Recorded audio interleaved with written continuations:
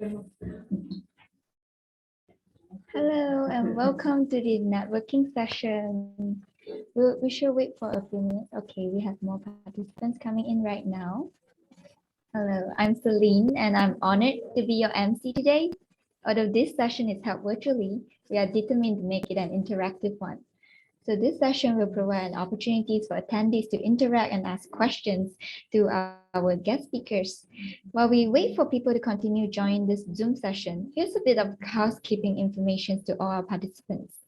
So to all participants, you may turn on your camera during the session, but we would like to remind you to stay muted until acknowledged by the moderator. Feel free to write comments and questions in the chat. So today, our networking session with the topic Focus on Africa, Fulfilling Potentials will be moderated by Dr. Shazelina Zainul Abidin. Ambassador, hi Dr. Shazelina. Are you there? Yes, hi, sorry. Hi. I am here. Hi, welcome to the session. Thank you. Right, so let me just give a quick introduction. Ambassador Dr. Shazelina is a Foreign Service Officer of the Ministry of Foreign Affairs of Malaysia. She was previously Ambassador of Malaysia to the Republic of Senegal with concurrent accreditation to Mali, Burkina Faso, the Gambia, and Cabo Verde, returning only earlier in September this year after being honored with Ordre du Lion du Senegal for her work in the Republic. In a 25-year career with the ministry, Ambassador Dr. Shazelina has worked on US-Malaysia relations, multilateral issues at the UN, including development issues, and headed the ministry's communications division, as well as the human rights division. And it's really great to have our guest speaker here today. We have Prof. Ayula, Prof. Abu Bakar Sani Sambo, Prof. Muhammad Sani Haruna, Prof. Nanya, Dr. Juguna, and Dr. Flower. So without further ado, I will now pass the floor to our moderator, Dr. Shazelina. Over to you, Doctor. Thank you very much, Celine, and thank you to the team at the Academy of Science, Malaysia, for organizing this conference. This particular session is titled Focus on Africa, Fulfilling the Potential. I regret very much that this very important continent of the tropics is given only 1 hour, but we will do the best that we can. Everybody has somewhere to go, and there are lots of panels happening all at once, I know. Okay, so now potential, because as a vast continent, Africa is endowed with many natural advantages, but somehow it has yet to capitalize on this. Individual countries have done well since the wave of independence in the 60s and the 1970s, but even then they have not progressed as far as their counterparts in Asia or in Latin America. So some of our speakers today are also discussants in other panels, and I see quite a number of people have just joined us. So I would greatly encourage our audience to also listen in on the other panels that are available. For today, for this particular session, we have a good panel. It's a very distinguished panel of speakers and discussants, and I'd like to introduce them in no particular order. We have with us Professor Juguna Ndungu from Kenya, who was the governor of the Central Bank of Kenya, and most recently, advisory board member of UNDP's Human Development Report 2019, which, as you know, was co-chaired by Thomas Piketty and Tharman Shanmugaratnam. Still having problems with his name. And Professor Ndungu's expertise is in finance. So, and then we have Professor Abu Bakar Sani Sambo from Nigeria, who is a mechanical engineer by qualification, formerly special advisor to the president on energy, currently professor at Usmanu Danfodio University in Sokoto, Nigeria. And the expertise is in energy. So we have finance, energy. We have Professor Narnia Bolamula from South Africa, who is professor of law, currently an executive director at the Human Sciences Research Council. And she does all the sexy subjects in law: international law, human rights, democracy, governance, and social justice. We'll be hearing from her in a bit. Professor Bologade Ayula from Nigeria, who is currently president and CEO of Farm and Infrastructure Foundation, chairman of Voices for Food Security, and I know he's very passionate about food security, He was previously Professor of Agricultural Economic and Policy at University of Agriculture, Makurdi, in the Borno state of Nigeria. We have Dr. Flower Msuya of Tanzania, who specializes in seaweed farming and has been instrumental in helping countries, including Malaysia, safeguard the future of seaweed agriculture against the effects of climate change, another sexy subject. And last but not least, we have Professor Muhammad Sani Haruna of Nigeria, also of Nigeria, who is Chief Executive of Nigeria's National Agency for Science and Engineering Infrastructure and a registered chartered engineer with the UK Engineering Council.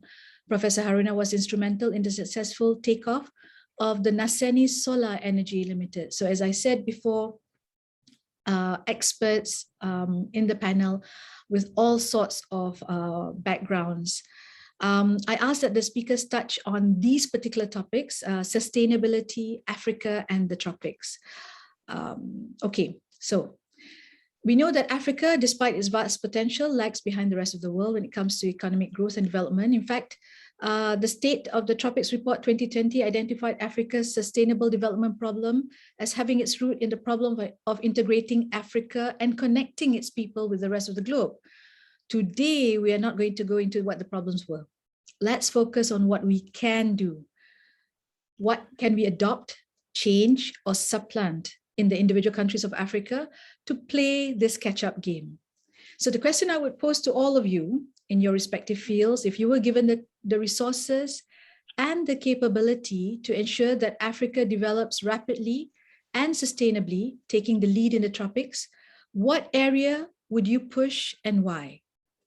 So we have so many topics to choose from. Where do we start? I'd like to give the floor to Professor Ayula. I know you are our agriculture expert in this session. So let's start with soil, the land, something which is very close to our hearts. You have the floor, sir. Thank you very much. Unfortunately, this paper was to have been presented yesterday. The title is Reform to the Agricultural Policy Landscapes, the Policy Imperatives for Changing the Agricultural Landscape in the Tropics. I am to start by recognizing the great efforts that the countries of the tropics, Africa in particular, had already made, and also to acknowledge the giant effort towards infrastructure development, and observe that it turns out to be in a dilemma, that is, the tropics is in a dilemma in terms of the conflicts and trade-offs in the national food security arena. The imperatives are three in number. One is paradigm shift, the need for paradigm shift from how we conceptualize agriculture landscape itself. The shift should be from what the traditional approach had been to two pillars of agricultural development, being food security and agribusiness, each of which is differently responsive to different policy instruments. Second is the need for philosophical orientation of agriculture itself, from the traditional notion of food as a mere human need to the contemporary notion of food as a fundamental human right.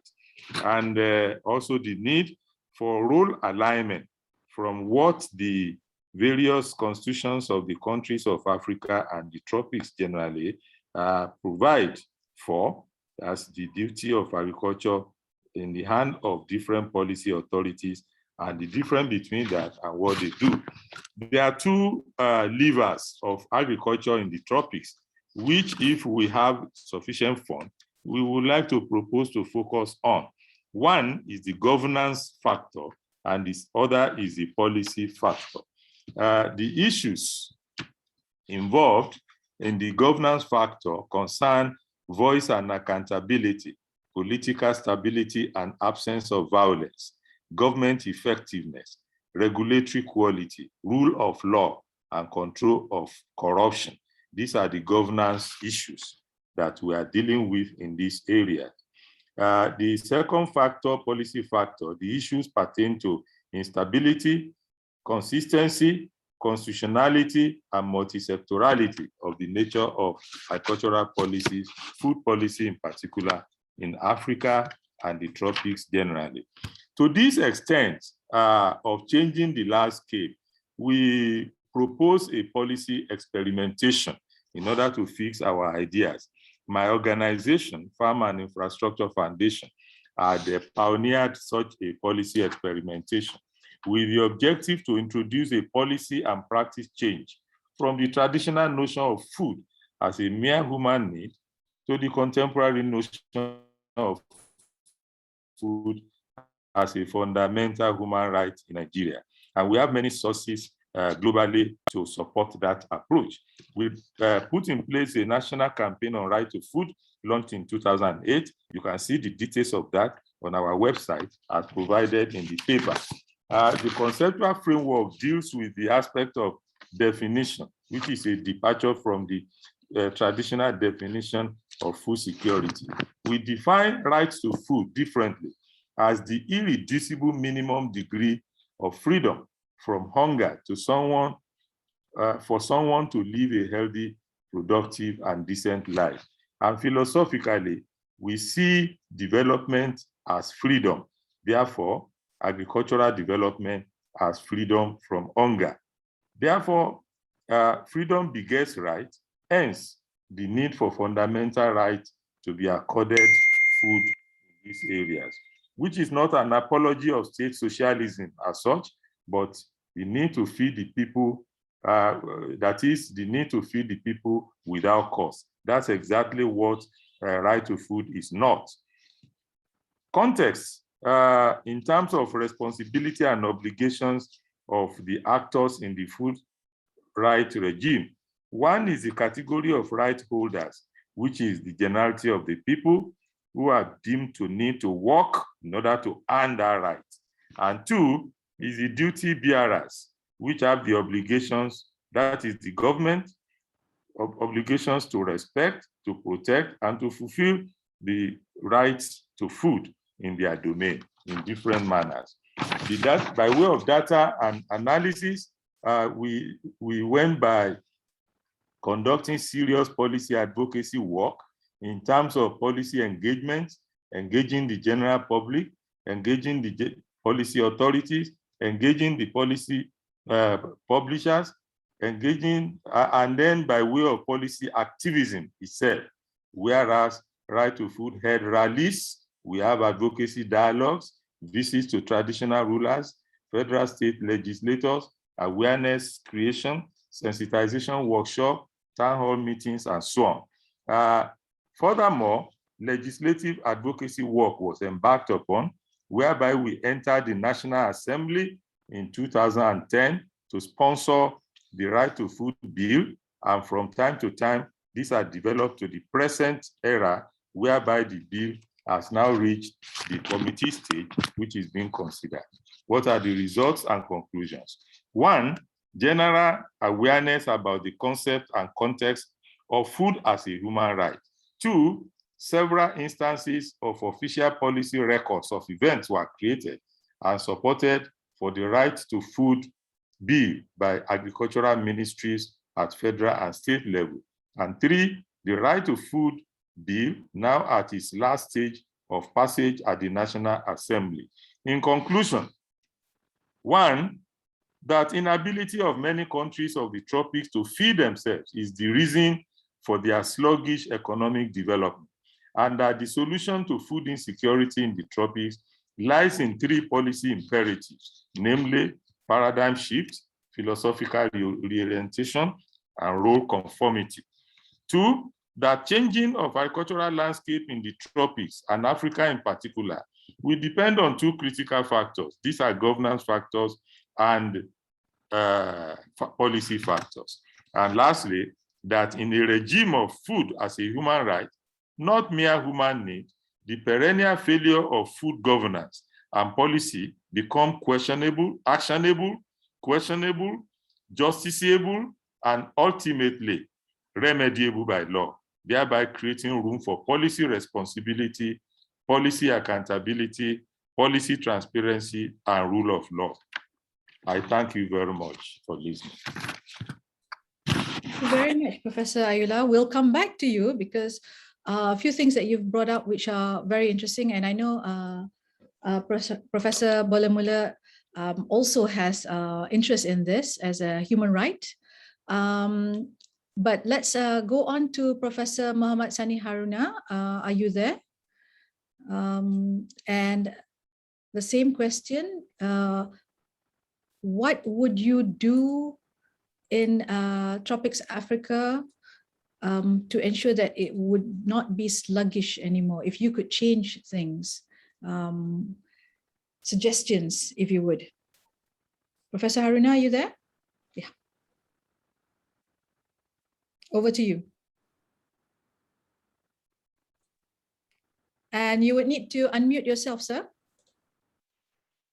Okay. We can see the beautiful you, but not hear you yet. Okay. Okay. That's fine. That's good. Okay. Thank you very much. Thank you very much for this question. I think the most interesting approach that I will advocate is more collaboration, more inward looking. Our major problems is that we are not working with ourselves. We are not having home developed solutions. We wait for international organizations to come and do survey and do consultancy services and advocate for us. A lot of the time, the indices they give and the assessment is not true situation on the ground. They rely on certain data, but we know that in our continent, a lot of things are not even captured. They are not yet even computed. The statistics are not correct and updated. We have a lot of resources, natural resources. We have a lot of talent, but we wait for recommendations or solutions to come from outside. A lot of the time, at the end of the day, we see that the actual problems are not addressed. So my recommendation is, first and foremost, we must collaborate with countries in our region. We must collaborate and work together with countries with similar situation as our own. But most importantly, we should look inward for anything we want. Everything is possible if we are committed to do it and with appropriate leadership and support. Any problem can be addressed. But we must know that the solutions to our problems cannot come from anywhere, but from ourselves. Policies and implementation strategies that are developed locally to address actual solutions are our problem-solving mechanism. Thank you very much. Thank you very much, Professor Haruna. I like this, what you said about looking inwards and that only we can help ourselves. Very, very powerful motivations for all of us in the developing world. Can we hear from Dr. Msuya? I know we've gone from our land experts. Now let's listen to our water experts or those who deal with water. Dr. Msuya, yeah, okay, you are here, good. Over to you. All right, thank you very much. In my case, you know, I would talk about the ocean. I would talk about seaweed. The African continent is surrounded by the ocean in most of the areas. Okay, and in these areas, there's a vast place where seaweed can be farmed and can be used as a source of income, as food, and as livelihood development in Africa. But the challenge is that, sorry, turn this is. Sorry for that. Okay, the challenge is that we are not using this area as much as it should be. And for example, we also have in the ocean, we have a number of seaweed species that we have not looked into, we have not domesticated to use for our nations. We find when you look at the African countries, you find that there are only few African countries that have engaged into utilizing the seaweed resources that we have, using the expertise in seaweed, so we can produce seaweed and use it in our everyday life. So I think one thing is that for Africa, what I would do and what I would want to see happening is that African countries, those that are bordering the oceans, they should look at the seaweed resources that are there, domesticate the seaweed resources, utilize them for the benefit of Africa. And associated with this is the development of technologies for farming these seaweeds. You can have seaweed resources in the ocean, but the technology to domesticate and use it either for planting or for utilization in food and other products can be limited if the technology does not exist. So we need also to develop these technologies and then utilize them in the production of the seaweed, and not only in the production, but also in adding value to make products out of the seaweed within Africa, rather than producing maybe raw material from companies abroad. And all this would be very strong if we link to each other. We link the research, we link the government, we link the private sector. All of us working together in the value chain will be a very good way to advance the seaweed in our African continent. Thank you. Thank you very much, Dr. Msuya. It's very rare for me to have a seaweed expert on the panel, on any panel. But so can I just ask, talk to me as if I am a layman, but talk to me in simple terms. Seaweed, what do we use it for, and what is the economic potential of seaweed? All right, yes.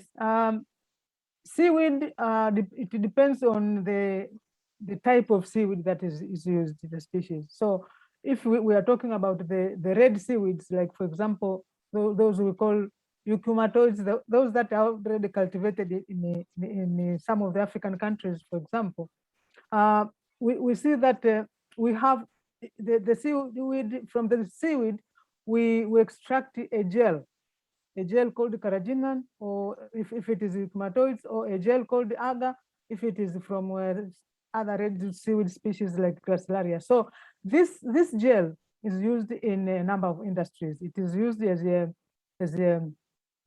binder. It is used as a emulsifier. It's used a lot of in a lot of industries, like a stabilizer. So the seaweed is valued for the gel that is produced from the seaweed. Other species can be valued according to maybe the protein and mineral contents that are there, that can be used as food for humans, and also some that can be used for in animal feed, is the mineral contents that are available there. There is one seaweed which can be used to feed cattle, for example, and like the cattle, they emit a lot of methane during the eating process and the chewing process. So if this seaweed is put in the food, it can cut a lot. That we're talking about more about 90% of the emission of this harmful gas. So there are a lot of varieties of uses of seaweed depending on the species. Thank you very much. Simply riveting, Dr. Msuya. You touched on something about industry. So let's go to our energy expert. I know Professor Sambo, are you here with us today? Yes, I'm good. here. Yes, okay. What is it about? There's always this problem about electricity in sub-Saharan Africa. I didn't experience it in Senegal, but I heard a lot of problems with electricity excess, poor electricity supply. So what would you change just to get Africa moving forward in leaps and bounds? Actually, it is good for us to know that at the moment, within the tropical countries, we can batch them into three. We have the Central and Latin American group, we have the Sub-Saharan African group, and then the Southeast Asian groups. While the other two groups have electricity access approaching 100%, that of Sub-Saharan Africa is only 43%. And so what you describe is apt. We need to come together to ensure that Sub-Saharan Africa moves up so that socio-economic development can grow, because without energy, and in particular without electricity, we cannot make any meaningful progress. And I'm happy to say that the African Union and the African Development Bank are poised to help us in that regard. What each African country needs to do is to ensure that it has proper regulations, policies, and even regulatory frameworks to promote sustainable growth and development of their respective energy sectors. And in that regard, the African Union encourages all African nations to team up as much as possible. And that is why the African Union is piloting the development of the 50,000 megawatts capacity Grand Inga project. That 50,000 megawatts will do Africa a lot of good, because when that materializes, the various power pools, North African, West African, Central and Southern African power pool, can share that electricity around the country. Also, there are moves of several other countries within the sub-regional groups. Like in my own zone, we have what we call ECOWAS, the Economic Community of West African States. It is also encouraging 3-4 countries to come together to generate solar power electricity of about 30,000 megawatts, again, to be shared through regional power pools. So again, when we tidy up our policy documents and laws, we also need to have very powerful energy demand and supply projections that will utilize the plans of every country. And now we seize opportunity, since we are so far down in the ladder of electricity access, we go through the clean energy pathway. And that is why the Sustainable Development Goal, goal number 7, and goal number 13 of climate change will reign supreme, along with the nationally determined contributions.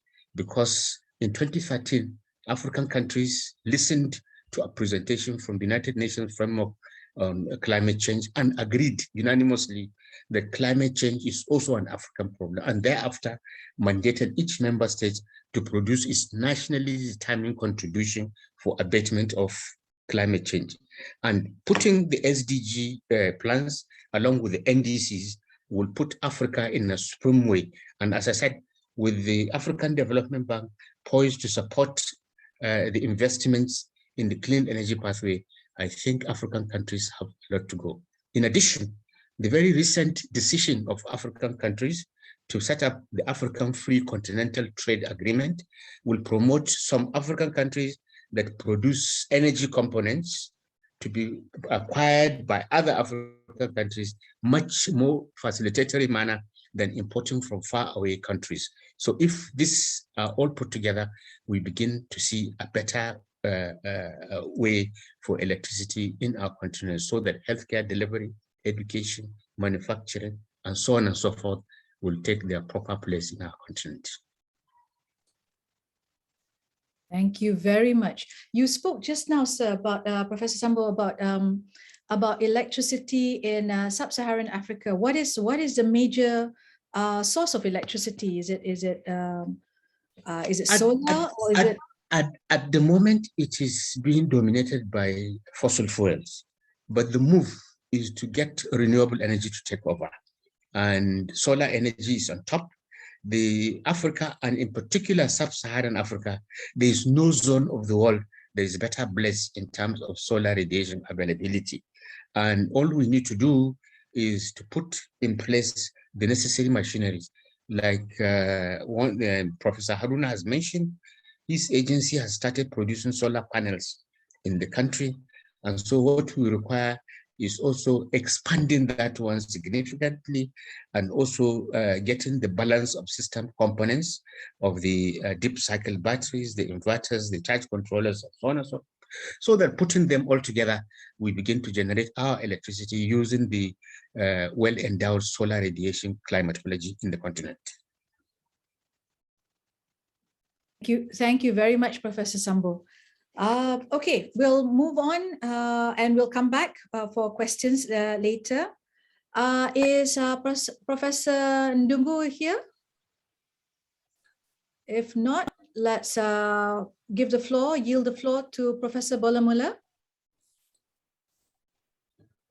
Thank you very much. And I'm happy that the floor is being yielded, because I'm at the tip of sub-Saharan Africa. We've just spoken about electricity, and we're going to have load shedding at 2 o'clock. So I will be cut off from the session at 2 o'clock. If I had the power and the money to change things on the African continent, it would definitely be gender mainstreaming in the blue economy. So blue economy is really a very simple concept, and I think sometimes we make it far too complicated. So 76% of the tropics is ocean, and we're focusing on the tropics in this particular conference. So the water is very important, and of course the oceans and land, blue and green economies, are not separate from one another. So we need to look at sustainability and growth and the balance between the two. So the blue economy, there's a lot of opportunity for growth, for blue growth, for sustainable growth. One of the most important things is the role of women in the blue economy, particularly on the African continent, but I'm sure in other developing countries as well.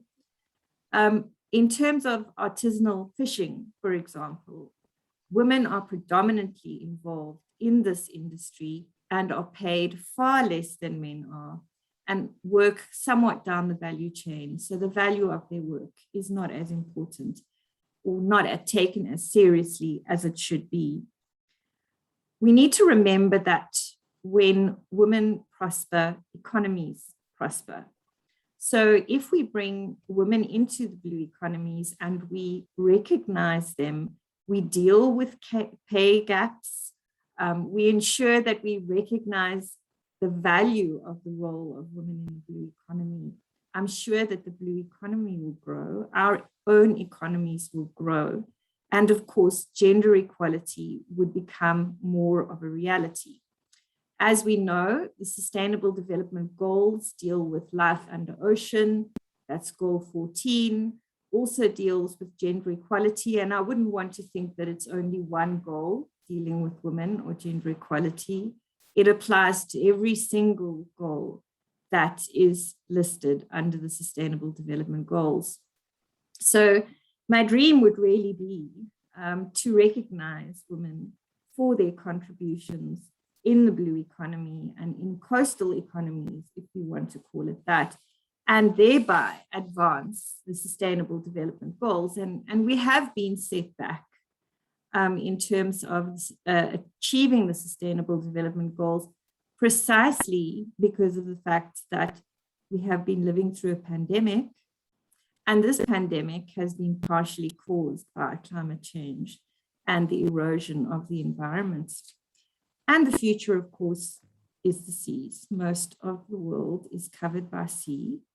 And if we continue to overexploit the oceans, we are certainly going to look at a massive problem going forward in future, specifically with regards to new kinds of renewable energy, such as ocean energy, as well as food security, which we know is a big problem in the tropics, with overfishing causing a massive issue with the ecosystem.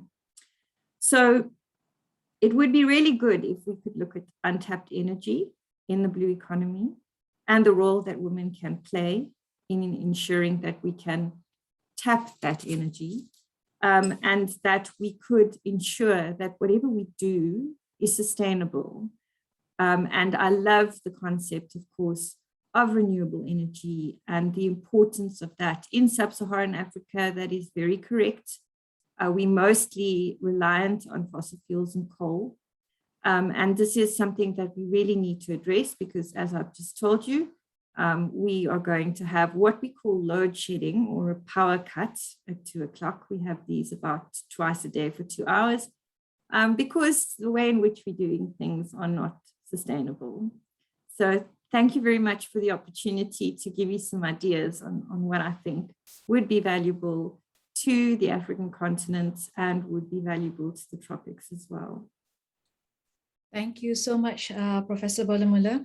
I'm going to put you on the spot here and ask you, because you've captured the whole, what we have been discussing. You've touched on energy, you've touched on agriculture, food security, you've touched on practically every single aspect of what the panelists have before you have raised. So I'm going to put you on the spot a bit. You know, five countries in the world are collectively home to about 50% of the world's extreme poor. 3 of those countries are in Africa, Nigeria, DRC, Ethiopia. What kind of blue economy would you advocate for these countries? Well, there are numerous sectors of the blue economy, and I think some have real potential for job growth. So if I could use South Africa as an example, because that's where I'm sitting at the moment, we have something in the country called Operation Pakisa, which means hurry up. It actually comes from a Malaysian concept, you know, big ideas, hurry up. And in terms of Operation Pakisa, we're looking at the growth of jobs in the blue economy. So, and this is, it's wide ranging. So one would look at shipping and ports as one area where there could be growth. But of course, we need to be very careful in terms of how we grow the economy in this area. There are also more controversial areas like oil and gas, and we hope that we would rather find other ways of sort of, you know, generating our energy other than exploiting the oceans. But I think that fisheries is also an area of growth, particularly for Africa. Again, ensuring that there is proper regulation and governance, so there's no over-exploitation of this. But there are other things as well. Aquaculture is one which goes hand in hand with fishing. The blue carbon economy, so the whole issue of conservation. More women are involved in environmental conservation and in marine protected areas than men. And they can actually be paid for ensuring conservation by protecting mangrove forests, for example. And this is what we call blue carbon, which is another area that I think is very important.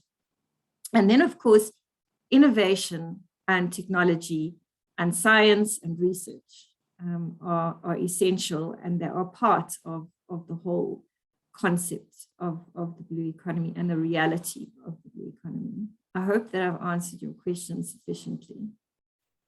Very comprehensively. Thank you so much, Professor Bolamula.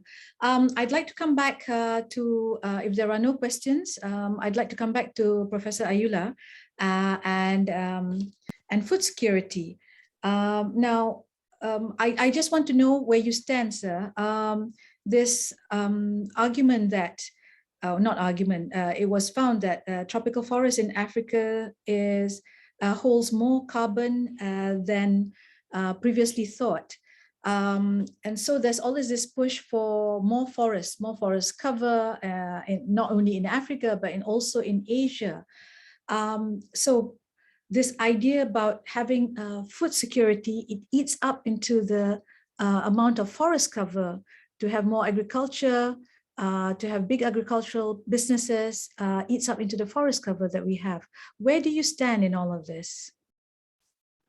Thank you. The issue there is that even as at now, the degree of land that have been opened and the ones that are yet to be opened up for food production but which are not in deep forest areas, is large enough to guarantee food security, such that we can retain the large expanse of forest reserves for what they are meant for the time being, oxygen production, low carbon utilization, and so on. Notwithstanding the fact that even inside the deep forest, agriculture is going on. The local communities reside in the forest.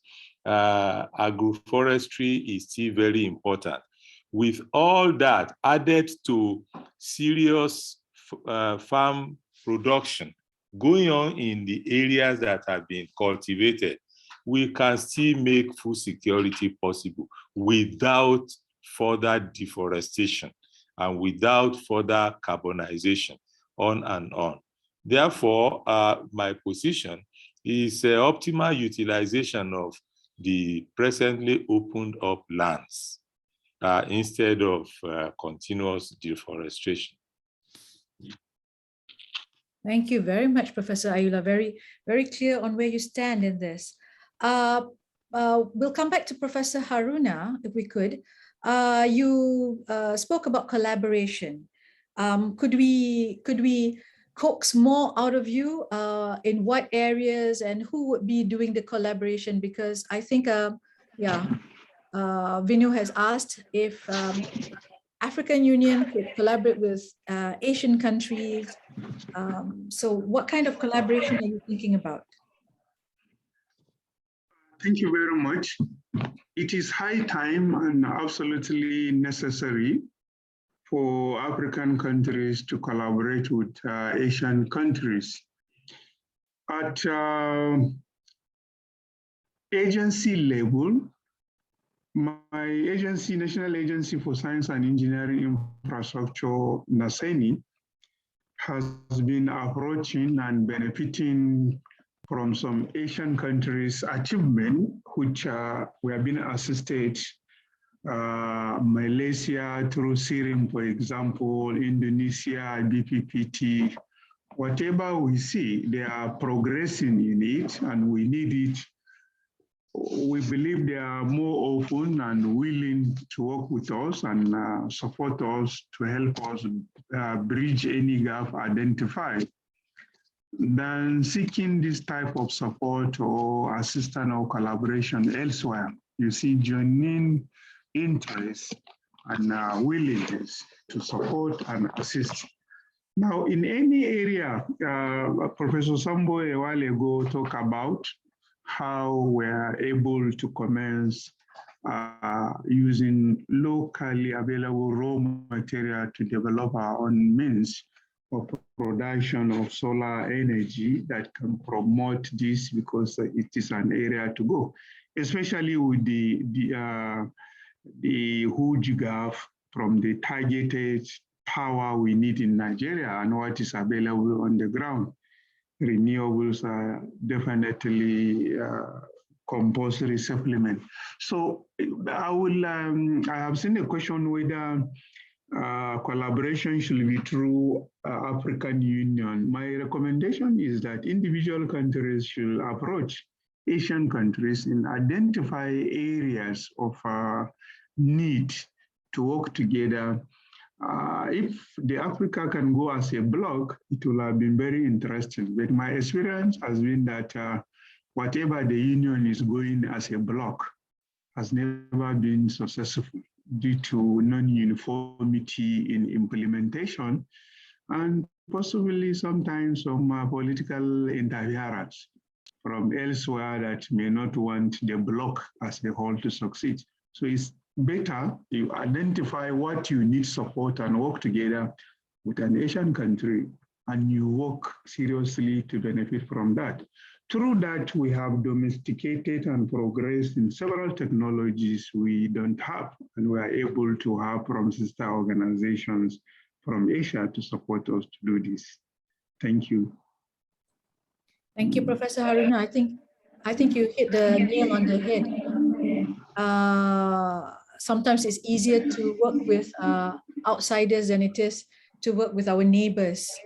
But it's good to see that there are many programs that are being done, not only through the African Union, but also through between individual countries. So I'm going to open it up. Are there any questions for the panelists or from the panelists?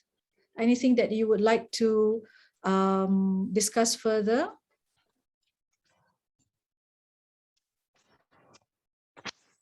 There's one question to Dr. Masuya asking about seaweed. Would seaweed cultivation help in mitigating climate change? Yes, thank you for that. I was actually typing the answer. It's good that I can talk about it. It is, yes, it is a very big yes, because we know that seaweed is among the plants that capture a lot of carbon from the air, because in the ocean, you know, the seaweed. So seaweed capturing for climate change, it is a very big endeavor. Seaweed can do a lot to capture and remove carbon dioxide from the air. Also, although it is a small thing, but also I was talking about emission of harmful gases like methane, where seaweed can be added into animal feed, especially the cattle, to cut down the emission of methane. So yes, catching carbon, sequestrating, there's a lot. It's something that seaweed can do, and we have large seaweed species like the kelp, which is a big forests in the ocean. So when these capture carbon dioxide from the air, yeah, it is very possible. It is a good way of cutting carbon emission in the world. Dr. Masuya, I know you are one of the premier experts when it comes to seaweed in Tanzania. But are there any other countries in tropical Africa that have started the same project, or are along the lines of starting that project? Seaweed cultivation. Okay. Yeah. Yes. There are other countries. We have, for example, Kenya. Kenya is also cultivating seaweed, and it's the same species that we are cultivating in Tanzania. Like Kenya is cultivating the eupimatoids, you know, the Spinosum cottonii. We have also Madagascar. Madagascar is also cultivating seaweed. We have Mozambique. Mozambique is also cultivating seaweed. So yeah, there are some countries that are already doing the cultivation, and we have others that are cultivating another species, another type of seaweed, Gracilaria. For example, Mauritius, they are already cultivating Gracilaria. So yes, there are some countries that are also involved in cultivating seaweed. Thank you very much. Very, very clear again, as usual. Are there any questions from the panelists to each other? Because I do notice that there are lots of overlapping. One panelist would be talking about energy, and yet there'll be points of convergence like collaboration. Is there anything that you would like to ask each other? This is the perfect time, since we have a few more minutes left. And I don't want to end the session here yet.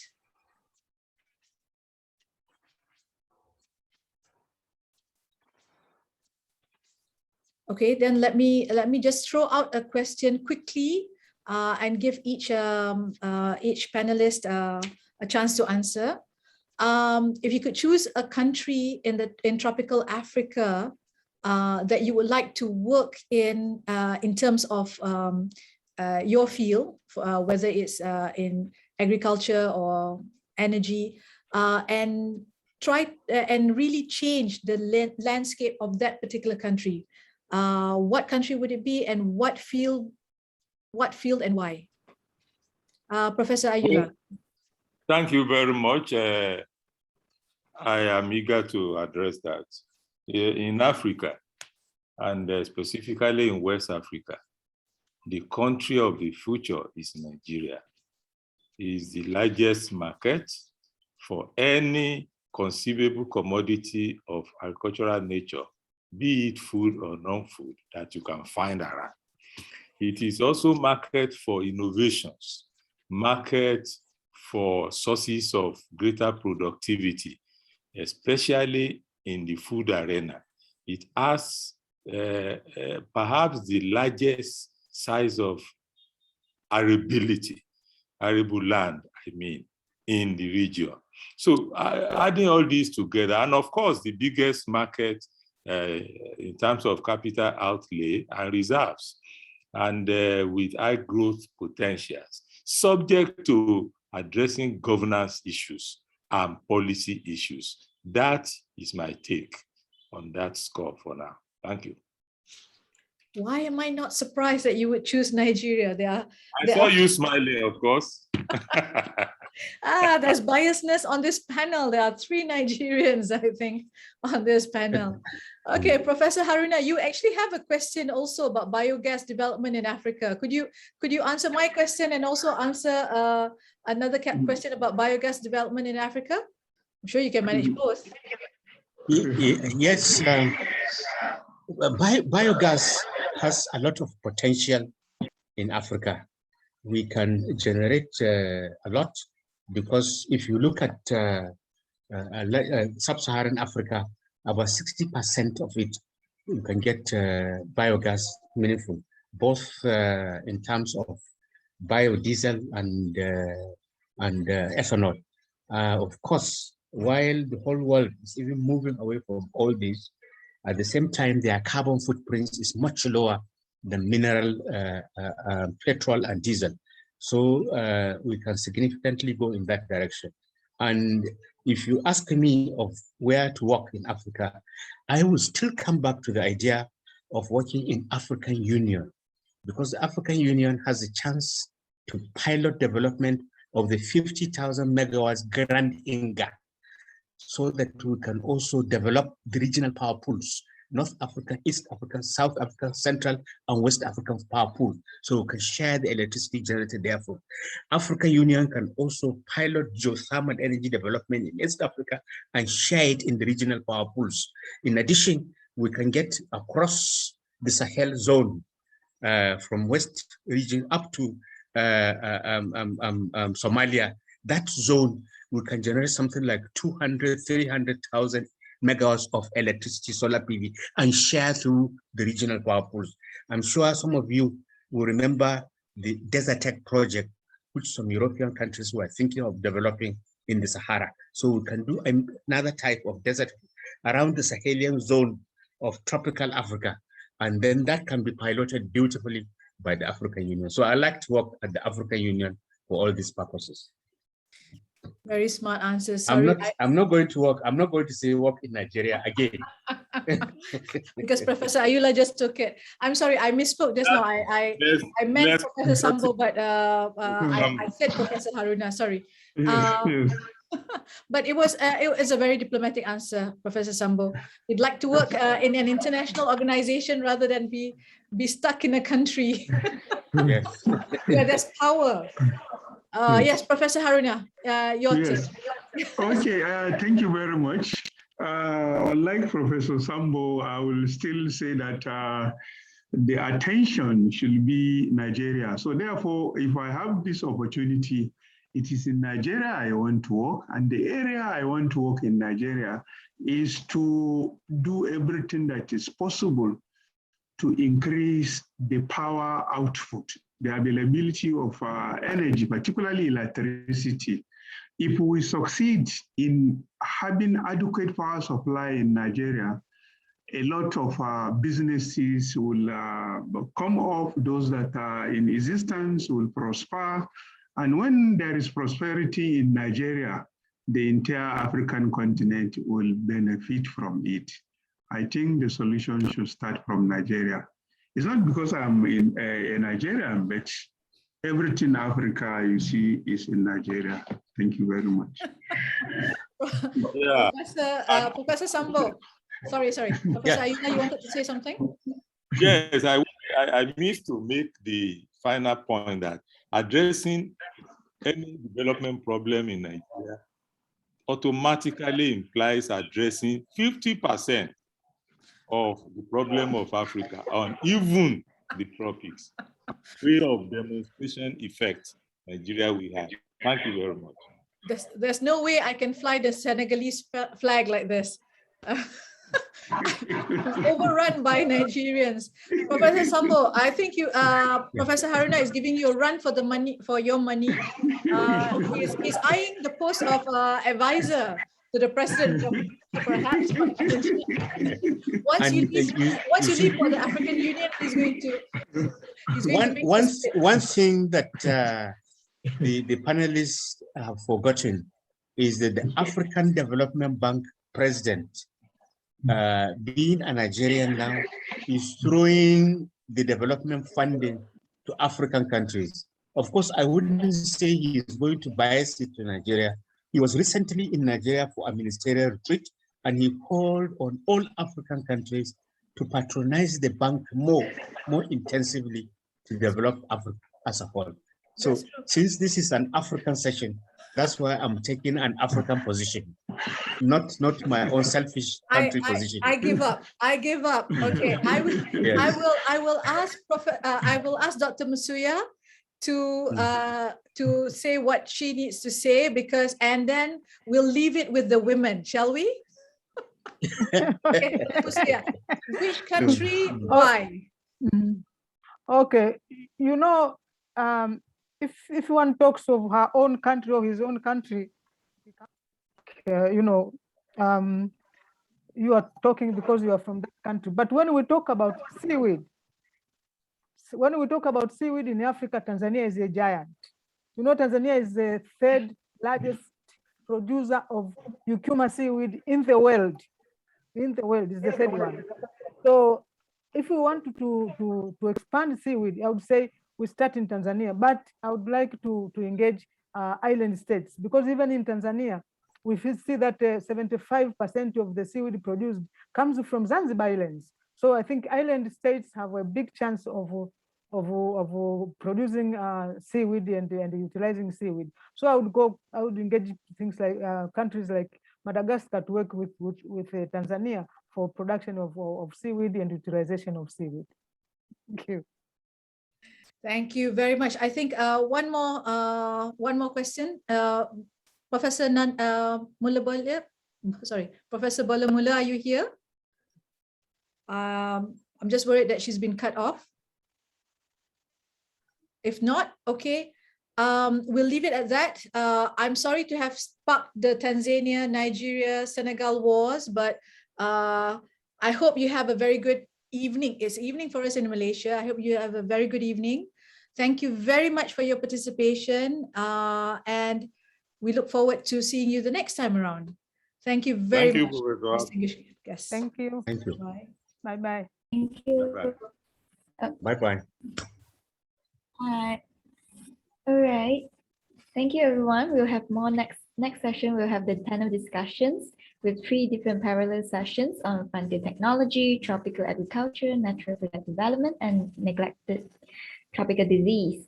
Once again, thank you, Dr. Shaz, for the excellent moderation, and we would like to express our utmost gratitude to all the guest speakers, Prof. Ayula, Prof. Sani Sambo, Prof. Haruna, Prof. Nanya, Dr. Juguna, and Dr. Flower for that very interesting session. So yeah, once again, thank you all and have a pleasant day. Thank you. Bye. Thank you. Bye-bye. Bye-bye. Yeah.